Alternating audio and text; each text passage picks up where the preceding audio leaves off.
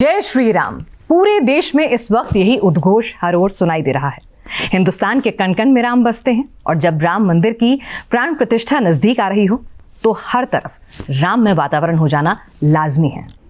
मौजूदा वक्त में राम मंदिर उस पीढ़ी के लिए जिसने राम मंदिर आंदोलन का संघर्ष नहीं देखा क्या मायने लेकर आएगा, यहाँ से सनातन किस ओर जाएगा और राम मंदिर के साथ साथ जो राम राज्य की परिकल्पना है वो कैसे पूरी होगी और राम भक्तों के लिए जिनमें सबसे बड़े भक्त हनुमान जी बजरंग बली हैं, उनके ही शिष्य हमारे साथ इस वक्त हैं बागेश्वर धाम महाराज पंडित धीरेन्द्र कृष्ण शास्त्री जी, जो आज राम जी के अलग अलग चरित्र के बारे में बात करेंगे, राम मंदिर के बारे में बात करेंगे और तमाम तरह के सवालों के जवाब देंगे। आपको बहुत बहुत स्वागत है न्यूज़ नेशन पर। बहुत बहुत धन्यवाद। आपके सभी दर्शकों को भी धन्यवाद और सभी राम भक्तों को बहुत बहुत बधाई। पहले से ही 22 तारीख की दीपावली आ रही है।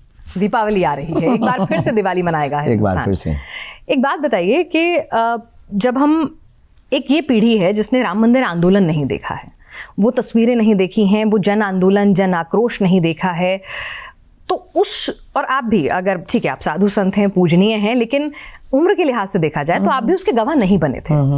एक ऐसे शख्स के लिए अब जब भव्य दिव्य राम मंदिर बन रहा है तो क्या ख्याल मन में आते हैं? मूलतः हमारी अपनी मति के अनुसार लोगों के अलग अलग भाव होंगे, अलग अलग ख्याल होंगे, ये तय है।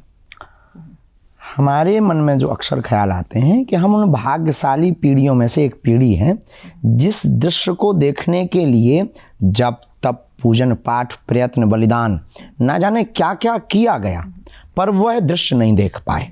और भगवान ने हम पर कृपा की कि उतना जप तप नहीं किया, उतना पूजन पाठ भी नहीं किया और उतना यज्ञ भी नहीं किया और उतनी बलिदानियाँ भी नहीं दी, लाठियाँ भी नहीं खाई, वहाँ पर हम बाबरी मस्जिद पे भी नहीं चढ़े और उस दृश्य को देखने के लिए आँखें बिल्कुल तरस गईं और अब देख भी रहे हैं। 22 तारीख वो समय भी आ रहा है। निश्चित रूप से ये हमारे पूर्वजों के सुकृत पुण्य, राम भक्तों की बलिदानियों का श्रेय और वर्तमान समय में समूचे राम भक्तों की आस्था का जीत, न्यायपालिका अनुसार जो जीत हुई, जीत हार आस्था की होती नहीं, पर जब न्यायपालिका में प्रश्न पहुंच गया तो जीत हार का विषय हो गया। हम सबकी जीत का ये श्रेय है। भारत बदल रहा है, भारत नए सपने की ओर बढ़ रहा है, भारत हिंदू राष्ट्र की ओर बढ़ रहा है, भारत राम राज्य की कल्पना की ओर बढ़ रहा है और भारत 22 जनवरी को फिर से दीपावली मनाने की तैयारी में मशगूल है और एकदम डूबा हुआ है। भारत तो इस वक्त राम में हुआ है और भारत के तो कण कण में ही राम है, लेकिन आप कह रहे हैं हिंदू राष्ट्र बनने की ओर है, तो राम मंदिर बन जाने से हिंदू राष्ट्र कैसे बन जाएगा? राम मंदिर बन जाने से हिंदू राष्ट्र का प्रथम चरण प्रारंभ हो जाएगा। अच्छा, ये सब हिंदू राष्ट्र की यात्रा के एक स्टेप है। अभी कृष्ण जन्मभूमि बाकी। हिंदू राष्ट्र का मतलब हिंदुत्व की जीत, हिंदू राष्ट्र का मतलब हिंदुओं का जागना। राम का मतलब, राम भक्त होने का मतलब, राम मंदिर बनने का मतलब ये नहीं है कि सबको राम में होना जरूरी है। हाँ, कुछ रावण के पक्षधर चाहिए, ये आपकी बात बिल्कुल सही है। अच्छा, वो क्यों चाहिए? वो बिल्कुल, विपक्ष नहीं होगा तो पक्ष का कोई मतलब नहीं होगा। सूर्य रात नहीं होगी तो दिन का कोई महत्व नहीं होगा और मिठास नहीं होगी तो मिठास का, खट्टेपन का भी कोई मतलब नहीं होगा। दोनों पक्ष जरूरी हैं। राम के जीवन काल में रामचरितमानस के रावण को निकाल दिया जाए तो शायद राम का भी उतना महत्व नहीं होगा जितना रावण को मारने के बाद राम का महत्व है।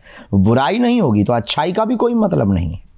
उजाले का सम्मान तो तब है जब अंधेरा है, असत्य का सम्मान तो तब है जब असत्य है, धर्म का सम्मान तो तब है जब अधर्म है।